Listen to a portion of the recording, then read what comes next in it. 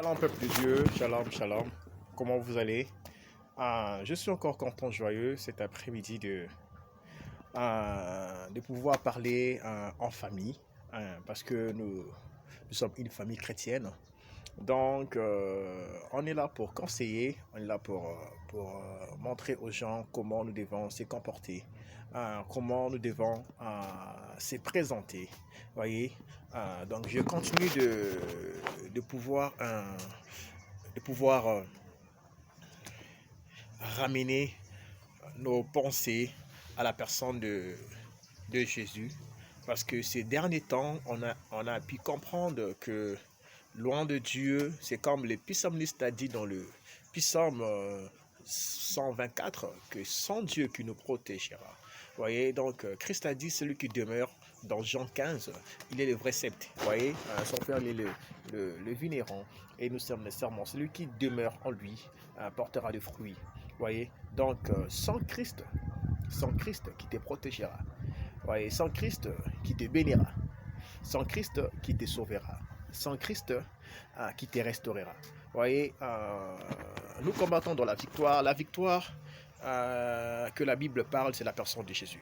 Vous voyez, donc si réellement tu veux que cette journée soit pour toi une journée triomphante, une journée de victoire, si tu veux réellement tes projets arrivent à sa concrétisation, vraiment, tu dois t'accrocher à la personne de Jésus. Vous savez, dans le monde que nous trouvons, on ne peut jamais accepter chez tout le monde. La Bible déclare que Christ est venu chez le sien, mais les siens ne l'ont pas reçu.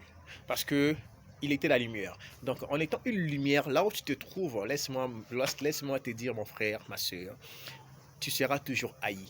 Tu seras toujours combattu, tu seras persécuté, il y aura des tribulations qui vont se présenter devant toi.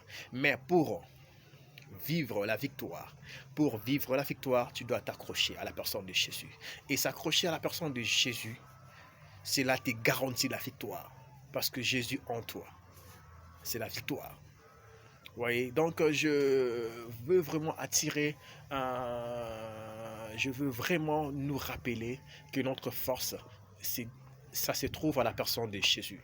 Mon frère, ne te contente pas de ta force. Oui, ne te contente pas de tes relations. Tu es sportif, tu es politicien, tu es avocat, tu es docteur, ainsi de suite. Évidemment, tu es intelligent, tu as des connaissances, tu es apte, ainsi de suite. Mais la victoire dans laquelle je parle, c'est cette victoire qui est la source de toutes choses. Vous voyez, la victoire que je parle, qui est la source, voyez, de ton succès. Voyez, l'Éternel a dit à Josué que le livre de la loi ne s'éloigne pas de ta bouche. Vous savez, lorsque la volonté de Dieu se révèle dans ta vie, tu vivras la victoire. Lorsque tu vas marcher selon la volonté de Dieu, parce que la volonté de Dieu, c'est sa parole. Voyez, donc quand vous méditez la parole de Dieu, demandez à l'Esprit de vous révéler qu'est-ce qui est la volonté de Dieu pour votre vie. Chacun de nous, il a une parole qui contient la volonté de Dieu pour sa vie. Voyez, qu'est-ce que Dieu attend de toi en lisant la Bible? Qu'est-ce que Dieu attend de toi dans ton travail? Qu'est-ce que Dieu attend de toi là où tu enseignes, là où, et ainsi de suite. Chacun de nous, c'est là où il passe. Là où il y a son travail, voyez, là où il passe assez de temps, voyez, avec tes amis, quelle est la volonté de Dieu. Donc, accrochons-nous à la personne de Jésus. Accrochons-nous à la personne de Jésus. Je crois qu'au second, au moment que notre époux reviendra, au moment de l'avènement de notre Seigneur Jésus, au moment que Christ reviendra pour prendre son épouse, je pense que c'est lui qui sera, c'est celui qui va rejoindre son époux, c'est celui que Dieu trouvera en lui une sémence de sa parole, une sémence qui ne sera pas jetée au feu, mais que le Maître emmènera pour honorer. Voyez, nous cherchons, nous attendons nous prions à Dieu que notre vie ne soit pas très loin de lui, que la grâce de Dieu nous garde accrochés, demeureux en lui, pour que